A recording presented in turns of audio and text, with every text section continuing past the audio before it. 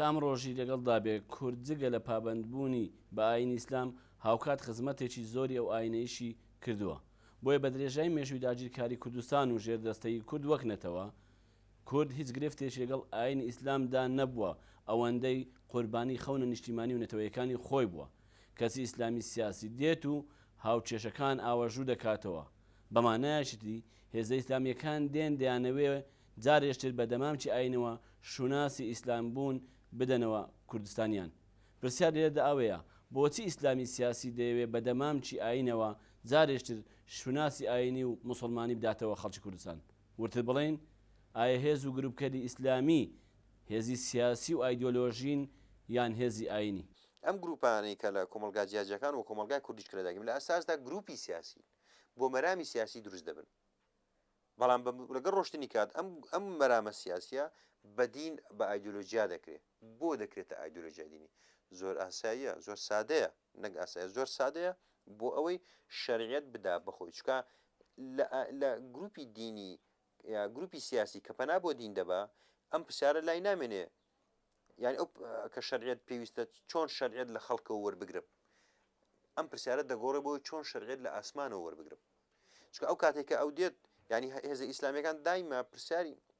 هەوڵی هەرە گەوریان بۆ ئەوەی بۆ چییە؟ بۆ ئەوەیە بە خەڵکی بسەلمێنن کە ئەمان لە ڕووی دینیەوە شەرعین. لە کاتێکدا ئەمە مناقەشەمان لەسەر نوێژ نییە، لەسەر ڕۆژوو نییە، مناقەشەمان لەسەر گروپی سیاسی، ینی لەسەر گروپێکە کە لەناو کۆمەلگادا لەناو مێژوودا یاری دەکات دێ و دەڕوە. دەبێت پرسیارەکە ئەوە بێ ئەمان چۆن لە شەرعیەتیان لە خەڵکەوە وەرگرتووە. ینی کە دەچێتە مەسەرەن دۆخێکی بۆ نمونە بەسەرم دیاردێکی وەکو هەڵبژاردن کە دیاردێکی تەندروستە و هەڵبژاردن خۆی مەبدەئێکی دنیاییە بۆ اختیارکردنی دەسەڵاتێکی دنیایی و هاوڵاتیان لەسەر پرەنسیپە دنیایەکان محاسبەی دەسەڵات دەکەن. کام دەسەڵاتە کام هێزە نوێنەرایەتی خزمەتگوزاری و چاکسازی و نوێبوونەوە ئاوەدانی دەکات لەسەر ئەمە خەڵک ئەمان نانە سەر ئەمە گرۆکەن، ئەمان دێنە سەر گرۆ دەکەن ئێمە نوێنەری ڕاستەقینی خەڵکین، ئێمە ئیسلام چارەسەرە و حەق لای ئێمە لە کاتێکدا ئەمان هیچ حەقیشیان نییە. ئەگەر ئیسلام چارەسەریش بێ ئەمان بۆ خۆیان کردە بۆ نوێنەری ئیسلام. بە ئایدۆلۆژیکردنی ئاین مەسەلەیەکە بەر لەوەی زیان بە پرسی دیموکراسی بگەێنێ، بەر لەوەی زیان بە فەزای گشتی بگەێنێ، زیان بە خودی ئاین خۆی دەگەێنێ. عەبدولکەریمی سروش دەڵێ ئاین گەورەترە لە ئایدۆلۆژیا و ئاین پەیامێکی یونیڤرساڵ و پەیامێکی هەمەکی و دەشێت لە هەموو کەسێک بەپی ئەوەی کە پێویستێتی سوودی لێوەربگرێ. بەڵام کاتێک دەکرێت بە ئایدۆلۆژیا لە باتەوەی ئاینی هەمووان بێ دەبێت ئاینی گروپ و گزارش دەبێت لە بەرژەوەندی گروپ نەک لە بەرژەوەندی کۆمەلگا و نەک لە بەرژەوەندی هەمووان. ئەمەش یەکێک لەو گرفتانی کە بەردەوام ئاین و هزری ئاینی ئەخاتە قیرانەوە. ئەوە نیفاقی سیاسیە، ئەوە نیفاقی سیاسی، ئەوە غەرەزێکی سیاسی لە دووە. ئەوەڵن تۆ ئەبێ بیر لەوە بکەیتەوە یا ئەبێ هەمومان بیر لەوە بکەینەوە ئیسلامی سیاسی حیزبی بۆ چییە؟ ئیسلام حیزبی بۆ چییە؟ خەڵق وەک نەویرید وەک مێژوو وەک ئەوە بۆ خۆی ئیسلامە، ممارەسەی نوێژەکە ڕۆژووەکە ئەچێتە حەج فەریزەتەکانی ئیسلام بەجێهێنێ. حیزبی بۆ چییە؟ حیزب ئۆرگانێکی سیاسیە کە حیزبی دروست کرد معنای ئەوەیە بۆ وەرگرتنی دەسەڵات، ئەوە دەسەڵات بگرێتە دەست، یعنی بەرنامەیەکی سیاسی هەیە بۆ وەرگرتنی دەسەڵات. گرتنی دەسەڵاتیش معنای ئەوێ دەوڵەتێکی ئاینی دروستکە. دەوڵەتی ئاینیش ئەو کاتە لەسەر میتۆدێک ئیژەکە قبوڵی نییە هیچ جۆرە یاسایەکی تر پێی ڕۆ بکرێ بێزگە لەو یاسایی کە خۆی ئیمانی پێێتی.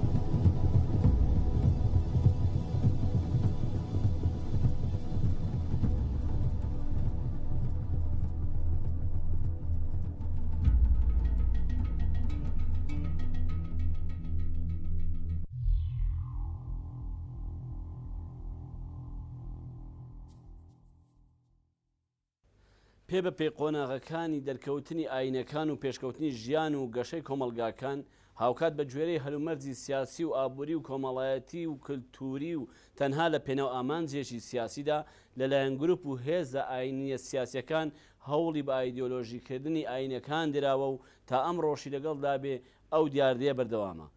دیارە ئاینی ئیسلامیش لە هەوڵی بە ئایدۆلۆژیکردن و کردنی بە پرۆژەیەکی سیاسی ئایدۆلۆژی لەوە بەدەر نەبووە و پێ بە پێ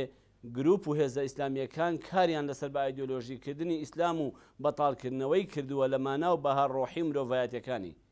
ئەمە شوا دەکات بپرسین ئاخۆ ئامانجی هێزە ئیسلامیەکان لە بە ئایدۆلۆژیکردنی ئیسلام و بەتەنها خۆ لێ بە خاوەنزانین چییە؟ لەو ڕۆژەوەی کە دەرگا لەسەر ئیجتیهاد داخرا لە دیانەتی ئیسلامە، لەو ڕۆژەوە هەوڵان بۆ زینوکردنەوەی ئوسوڵیەت وەکو بەرنامەیەکی سیاسی و بۆ لە یەک کاتە بۆ بەرپەرجدانەوەی مەزهەبی شیعە کە ئێمە ئێستا زیاتر قسە لەسەر سون ناکەین، کەوتنە خۆ ئامادەکردن خۆ تەرخانکردن بۆ ئەوەی بەرەنگاری هەر جۆرە بیرکردنەوە بن کە جۆرەکرانەوەیەک لە ئاینە بکە. ئەم بە ئایدۆلۆجیکردنە لەلایەن دام و دەستگای فقهی ئیسلامەوە کە پێی وترێ موسسەی فقهی کە ئەوانە بۆیان هەیە قسە لەسەر هەموو پرەنسیپە ئاینەکان بکەن لە یەک کاتە و قسە لەسەر دەق بکەن و قسە لەسەر ناوەرۆکی دەق بکەن و هەر ئەوانیش بۆیان هەیە بەگەڕانەوە بۆ ئەو ئیجتیهادانەی کە پێشووتر فەقیهەکانی ئیسلام کردویانە بە تایبەتی لە سەدەکانی ناوەڕاستە، بەگەڕانەوە بۆ ئەوە ئاینی ئیسلامیان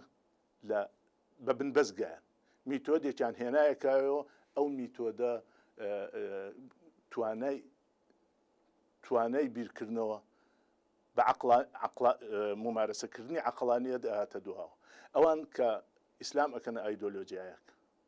هیچ مەجالێک بۆ بیرکردنەوەی عەقڵانی ناهێڵنەوە، هیچ مەجالێک بۆ ئەوە ناهێڵنەوە کە ئینسان عەقڵانی بیر بکاتەوە بە ناوی لەسەر میتۆدێکی ئیشەکەن بە ناوی ئەوە کە یاساکانی ناو دەق یاسای خواییە، ئەمان هیچ ئینسانێک بۆی نییە دەستکاری بکە. ئەم بە ئەم تەوەجوهە ئەم جۆرە بیرکردنەوەی وا لە واکە ئینسان ئەبێتە یعنی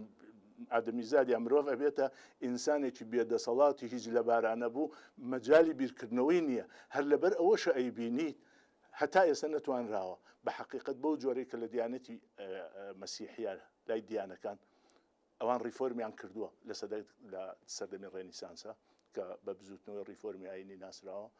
لەسەر دەستی کاڵفن و لەسەر دەستی مارتن لۆسەرە. ئەو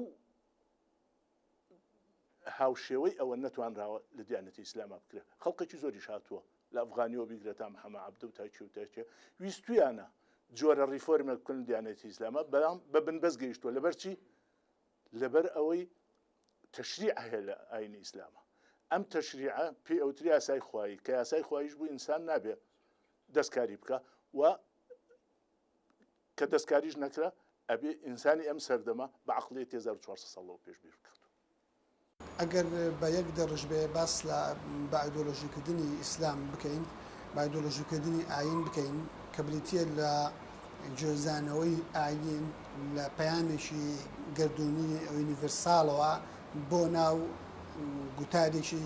سیاسی بەرژەوەندخواست واتە بۆ ناو گوتارێک کە تعبیر لە بەرژەوەندێکی دیاریکراو بۆ گروپێکی دیاریکراوەکە. بە قەنعەتی من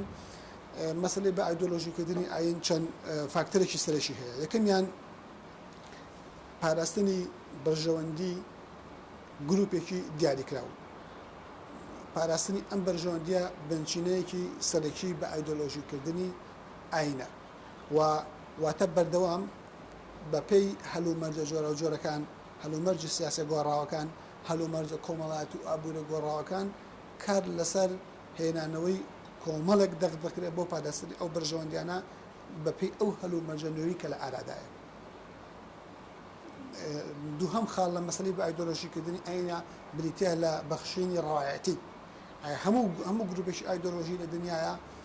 و هەموو ئەو گروپانەی کە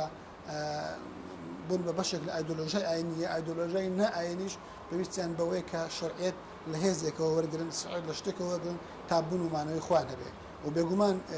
دەبێ ئاماژە بۆ بکەم کە هێز و گروپی دیموکراتی شەرعیەت وەردەگرێت بەڵام شەرعیەتی گروپی دیموکراتی لە خەڵکەوەیە و لەو ئیرادە گشتیەوەی کە لە کۆی کۆمەلگاوە سەرچاوە دەگرێت لە پاراستنی ماف و ئازادەکان و کەرامەتی ئینسانەوەیە نەک لە هێزێکەوە کە لە دەرەوەی لە خارجی کۆمەلگا بێت و ڕەوایەتیکی میتافیزیکی پێ ببەخشێ. ئەم پرۆسی بە ئایدۆلۆژیکردنە بەردەوام دەبێت تاوەکو لە حتاوەکو ئەو گروپە بمێنێ ڕەوایەتی پێ ببەخشێ. کۆمەلگای کوردی سەدان ساڵە بە ئیسلام خۆی بۆیاغ کردووە بە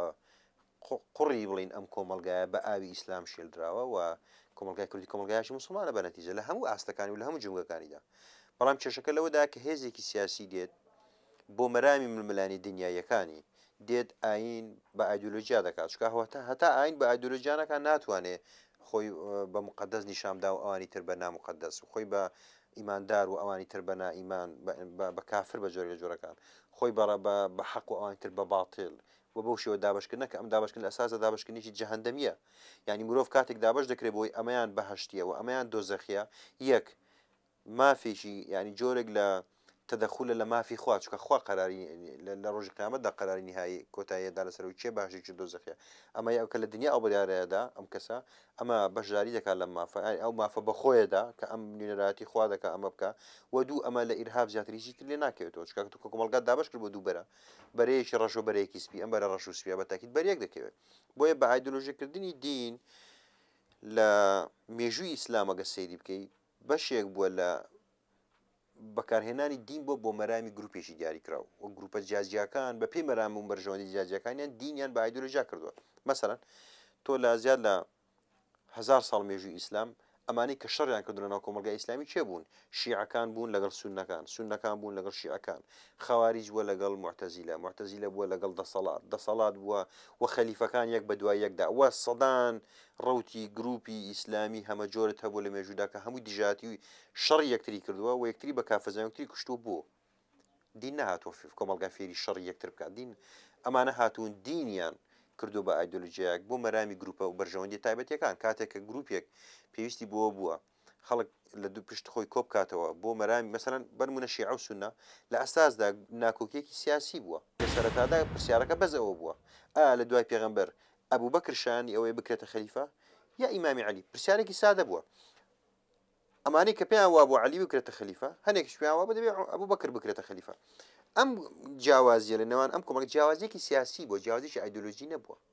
یعنی پرسیارێکی سادە بووە گروپێک گوتیانە با ئەبوو بەکر بکرێتە خەلیفە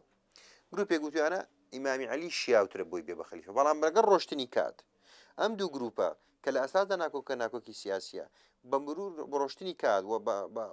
بڕین قۆناغە جیاجیەکان ئەم جیاوازیە سیاسیە تا ئەندازەیەکی زۆر ئاساییە بۆ بە جیاوازیی ئایدۆلۆژی ئێستا جیاوازی نێوان شیعە و سونە پاش تێپەڕنی زیاد لە 1600 ساڵ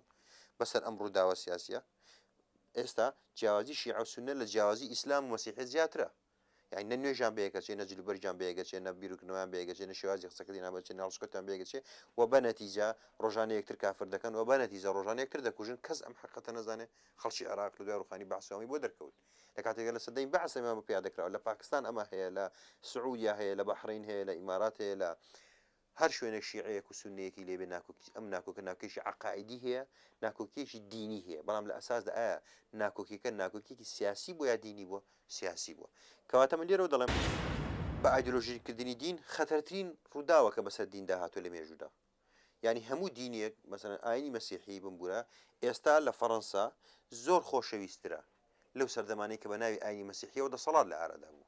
یعنی سەردەمێک لە سەردەمەکان فەڕەنسا بۆنمونەوە کۆمەڵگایەک بنمونەوەری بگرین سەدان ساڵ بە ناوی ئاینی مەسیحیەوە دەسەڵات دینی بەکاردێنە بۆ ئایدۆلۆژیاک بەسەر کۆمەڵگادا و خەڵکی دەکوژ لەگەر مخالەفەی دینی کردبە بەڵام ئێستا دەوڵەتی فەڕەنسا کە پێی دەوترێت دەوڵەتێکی ئەلمانیە توندەکانە ینی لە ستایلی دەوڵەتە ئەلمانیانەیە کە بە ئەلمانەتی حەدیە وەڕێگا بە هیچ ڕموزێکی دینی نادا تێکەڵ بە موسساتی دەوڵەتی بێ بەڵام ئێستا لەناو کۆمەڵگای فەڕەنسیدا دین خۆشەویستتر لە سەدەکانی ناوەڕاست بۆ لەبەرەوەی ئێستا سیاست بە ناوی دینەوە ناکرێ بۆ هاتایشتر تیجارەت بە دینەوە ناکرێ و خەڵک ناژیرێ ناکوژرێ سەر نابڕێەوە ئازادیەکان پێشێن ناکرێت بە ناوی دینەوە بۆیە دین کاتێک دین لە سیاست جیا دەکەی پێش هەموو شتێک خزمەتی دین دەکەی ئەو جار خزمەتی سیاست دەکەی چکات بە تێکەڵبوون دین و سیاست دین مقدسە و سابتە و چەسپا و نەگۆڕە تۆ کە تێکەڵی سیاسەتی دەکەی سیاست بۆ خۆی بە تەبیعەت لە ئاڵوگۆڕ و لە گۆڕاندا مقدس نییە مدەنەسە عەرەب دەڵێنی ئەم دووە کە تێکەڵ دەکەی لە مقدسی دین کەم دەکەیەوە و لە ئاڵوگۆڕی بەردەوامی سیاسەتیش دەدەی بۆی کە دەکەی بە ئایدۆلۆژیا و لە قالبی دەی و دیکەی بە عەقیدەیەکی ئەرسۆدۆکسی داخڕەوە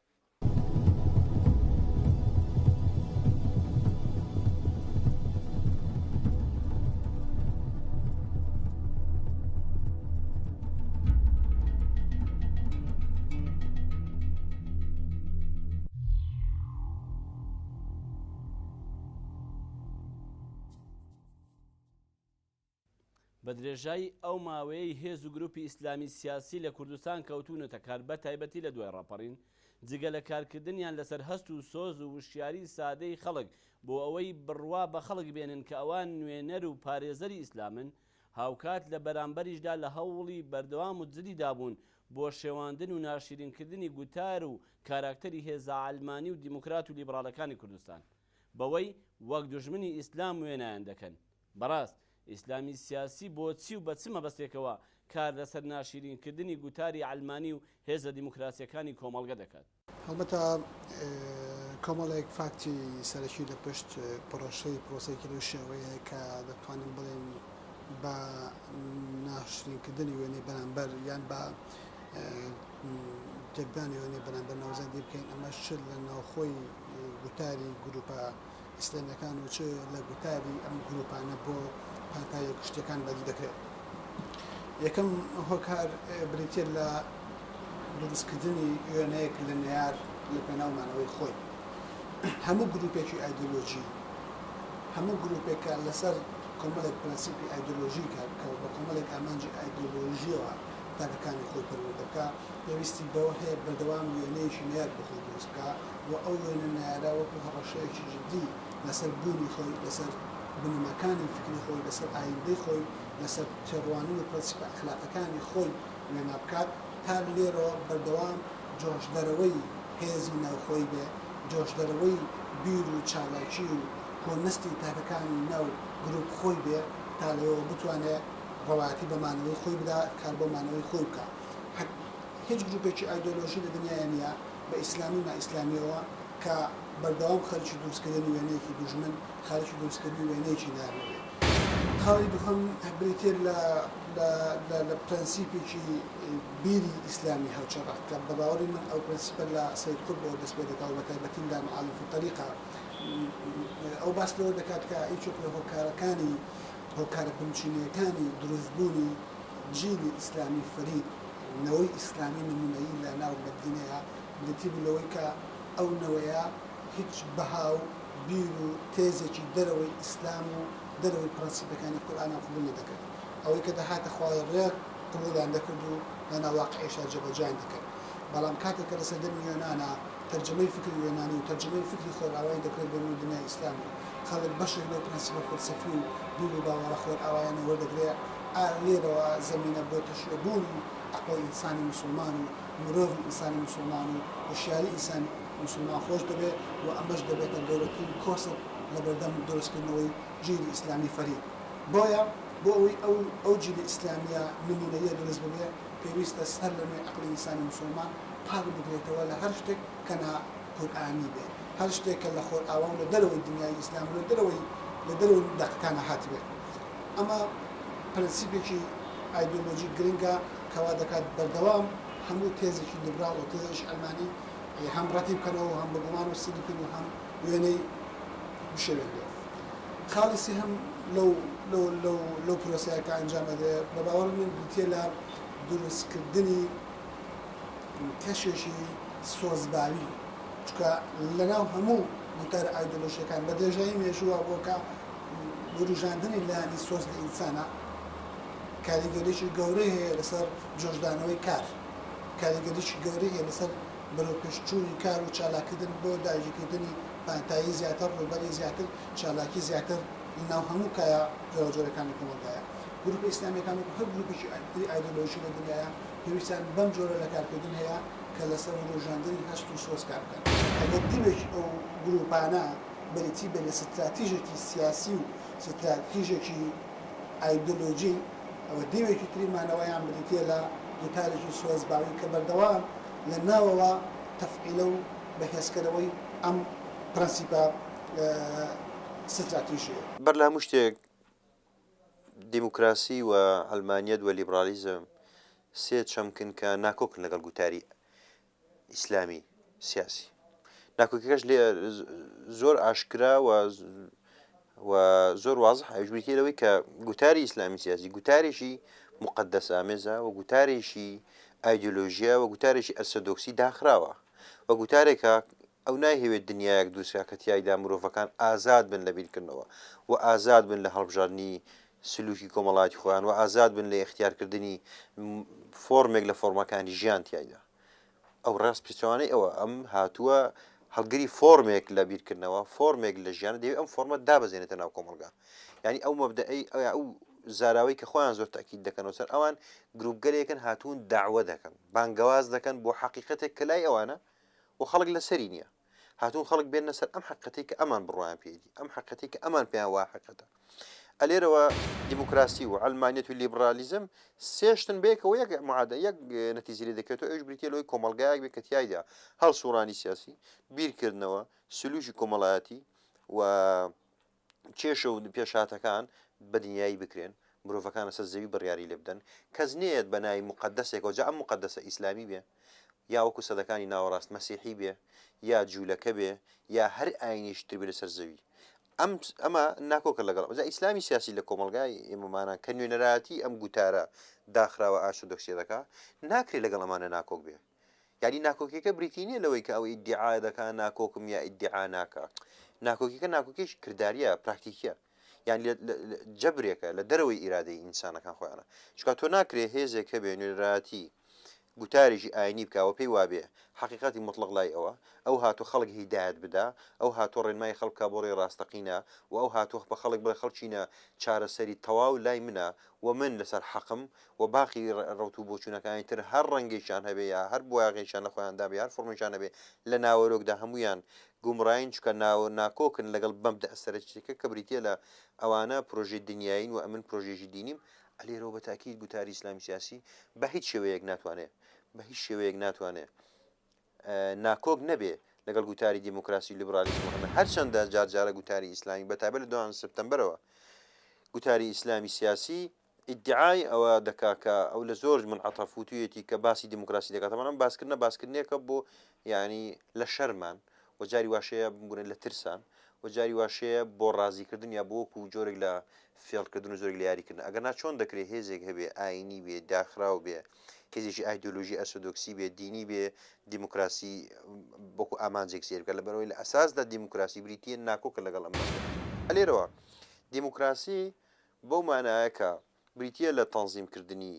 کۆمەلگا خۆی ناکۆکە لەگەڵ هەبوونی گروپی ئیسلامی سیاسیش بووە لەبەرەوەی دیموکراسی لە ئەساسدا پەیمانێکی کۆمەڵاتیە یعنی یەکێک کە ئامادە نەبێ بنەمادیەکانی دیموکراسی بپارێزێ ناکرێت لە میاریە بەشداری بێ چکە پاراستنی بنەماکانی دیموکراسی لە بەرژەوەندی هێزێکدا نیە لە بەرژەوەندی هەموو هێزەکاندا و لە بەرژەوەندی دەسەڵاتدانیا دەخێت لە بەرژەوەندی کۆمەلگادا تا کۆمەلگا دیموکراسی تر بێ هاوڵاتیان ئاسوودەتر دەبن و کێشە سیاسەکان باشتر چارەسەر دەبن و پێچەوانەوە تا لە دیموکراسی دوورتر بکەوینەوە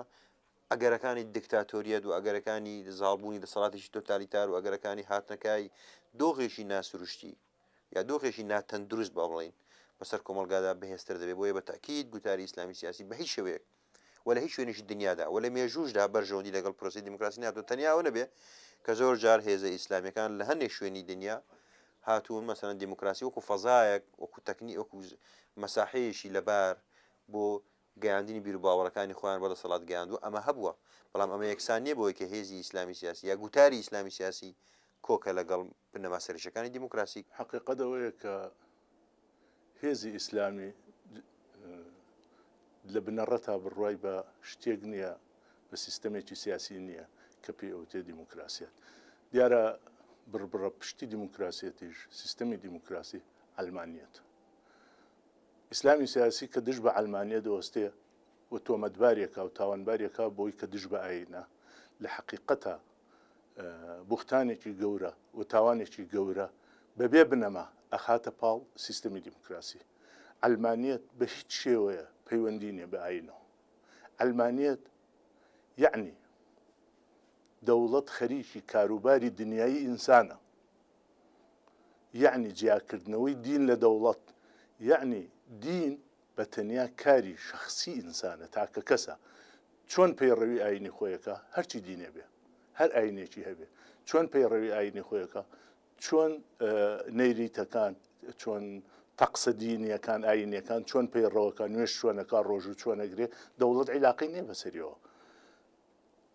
بەڵام ئەمان لەبەر ئەوەی کە ئەزانن لەم کۆمەلگا ڕۆژهەڵاتیانە بە تایبەتی خەڵقی لەو ئاستانیە لە مەسلەی ئەلمانیەت تێبگە باشترین بیان و بۆ ناشرینکردنی سیستەمی ئەلمانی ئەوەیە کە تۆمەتی بێدینی و بێ ئاینێ خەنە شوێن تۆ سەری ئەوروپا بکە ئەو وڵاتانە هەمووی سیستەمی دیموکراسین هەر هەمووشیان ئەلمانیەت پێڕۆکەن زیاد لە نیو سەدا بۆ 75 ساڵە چێ لە زوربیانە دین لە دەوڵەت جیاکراوەتەوە لە هەموو ئەو کۆمەلگایانە کەنیسە دەوری خۆی هەیە مزگەوت دەوری خۆیە سەری فەرەنسا بکە پڕە لە مزگەوت و پڕە لە کەنیسە و دەوڵەتی هیچ کاری پیانەوە نییە شێت چۆن ممارەسی دیانەتی خۆیەکە و ئاینی خۆیەکە هەر ئاینێکی هەبێ کەس کاری پێوەی نییە ئەوانە خۆ دەوڵەتی ئەلمانین ئەمانە خوب باش ئەو حەقیقەتە ئازانن بەڵام سوئی ئیسیفادەیان کردووە لەوەی کە ئاستی هوشیاری لە کۆمەلگاکانی ئەم وڵاتانە بە تایبەتی لە کۆمەلگای کوردەواریە سوئی ئیسیفادە لەوەکەن کە خەڵق هوشیاری سیاسی نییە جۆری سیستەمەکە ناناسێ شەرایطی سیستەمەکە نازانێ نازانێ پرەنسیپەکانی دیموکراسیە چییە ئەلمانیەت لە بنەڕەت تا چییە و چی ئەکا و کاری چییە ئەوەیە مەسەلەکە ئەژینا ئەلمانیەت چ پەیوەندێکی هەیە بەسەر مەسەلەی دینەوە لەبەر ئەوە بوختانێکە ئەیکەن و ئیسیفادە لەوەکەن خەڵق لە پرەنسیپەکانی دەوڵەتی ئەلمانی تێناگە یا نایزان.